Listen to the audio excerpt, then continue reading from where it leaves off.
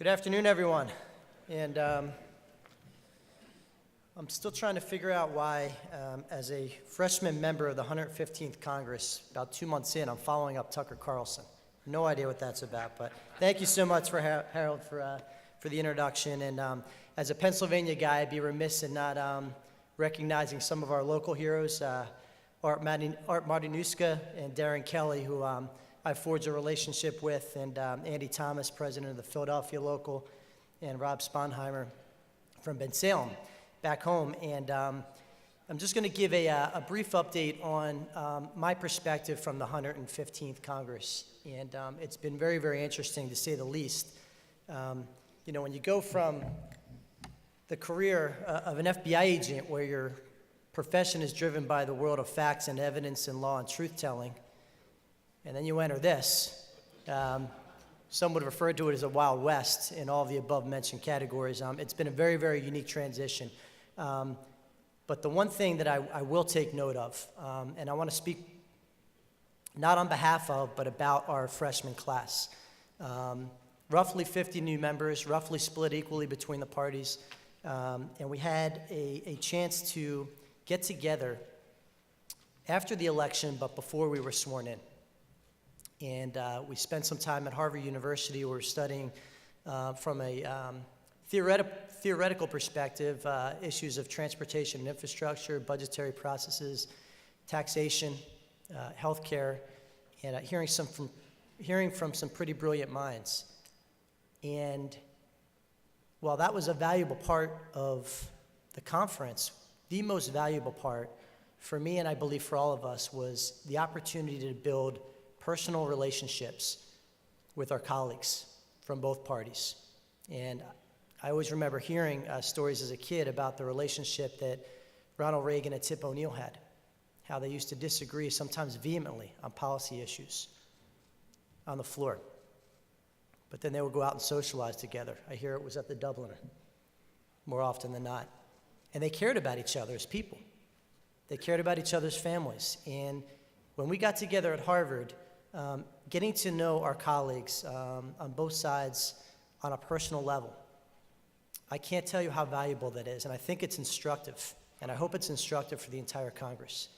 Because now when we see each other on the floor of the House, typically on flying days when we haven't seen each other for a few days, sometimes in a week, and when we talk to each other, when we greet each other, that's what we lead with. How's your husband? How's your wife? How are your kids? Did you get to spend any time with them over the weekend?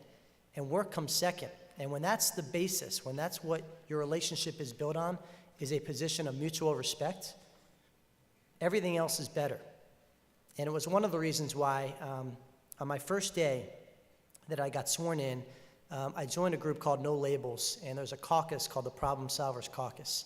It's a bipartisan group that I cannot speak highly enough about, because what it is based on is the idea that I had, the problem-solving approach that I had as an FBI agent, and I know that everyone in this room has, as public and community servants, which is you have a challenge, you have a problem, you bring people together, good people, to fix them, period. Nothing else comes into play. And when we were trying to solve complex criminal cases, cybersecurity cases, counterintelligence cases, counterterrorism cases in the FBI, and we surrounded the table with brilliant people from all walks of life, CPAs, engineers, people with prior military service, firefighters, police officers, everybody had something new to add to the table. Everybody had a unique perspective to the challenge that we faced. And not once did anybody ask, nor did anybody care what somebody's political party was, ever.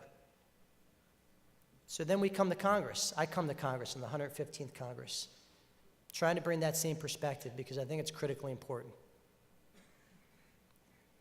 One of the first things that I noticed was that this is a town that is driven in many respects by ideology and partisanship, and our country is suffering because of it.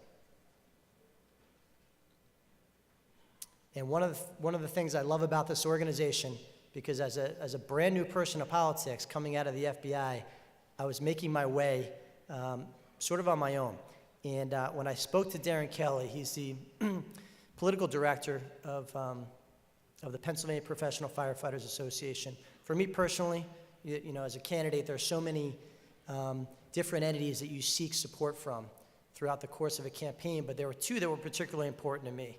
And that was the Fraternal Order of Police and the firefighters, both the PPFFA and the International Firefighters Association, coming from a law enforcement profession and also as an EMT, just on a personal level, for no other reason. And when I reached out to Darren, his response to me was that, Brian, we don't care what party you're from. All we care about is that you have the backs of our firefighters. And I said, Darren, that's easy. That is an easy one. And it should be easy for everybody. And I will report to you that there is a broad bipartisan coalition in Congress, certainly in the House of Representatives, to do just that. And I want to speak briefly on a few initiatives specifically to firefighting. Speaking of bipartisanship, I was able to join my colleague and friend Brendan Boyle in introducing the Children of Fallen Heroes Scholarship Act, which I think was alluded to earlier. And this act would allow children of first responders who have fallen in the line of duty the ability to receive maximum Pell Grant awards each year. And while we can never repay those that have fallen in the line of duty, we can take care of their children, and that's incumbent upon all of us. And the second priority is dealing with the Firefighter Cancer Registry Act of 2017, sponsored by my colleague Chris Collins in the House. This act would establish the firefighter registry that will make data available for researchers to access and investigate health issues. And it also has the potential for allowing firefighters to further develop protocols for safety prevention.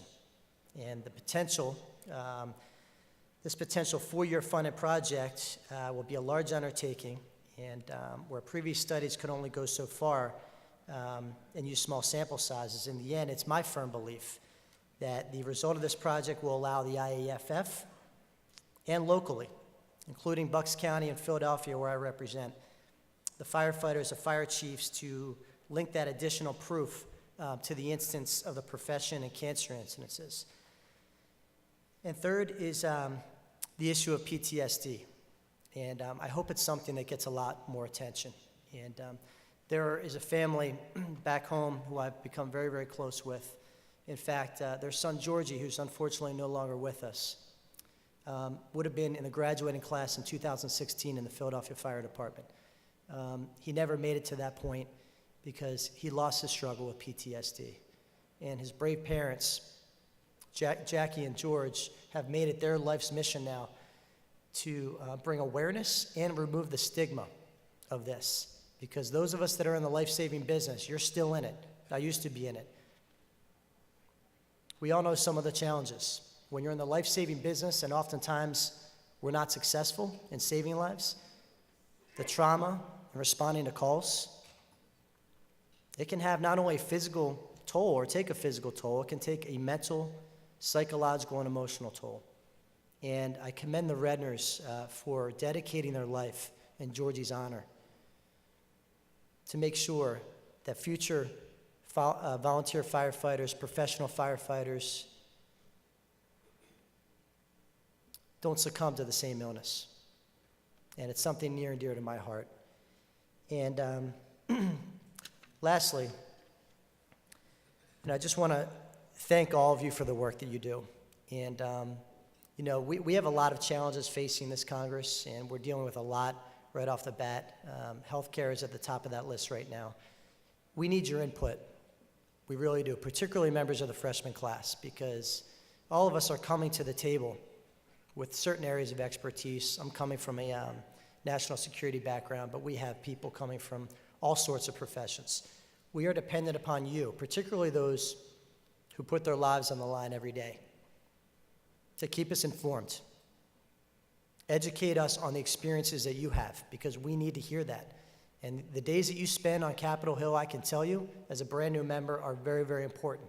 I've had so many people come in to speak to us about various different causes that they are so passionate about. Cystic fibrosis, juvenile diabetes, juvenile arthritis, heart disease, different labor issues. It's important. And it matters. I can tell you, as a new member, it matters because I am learning new things every day.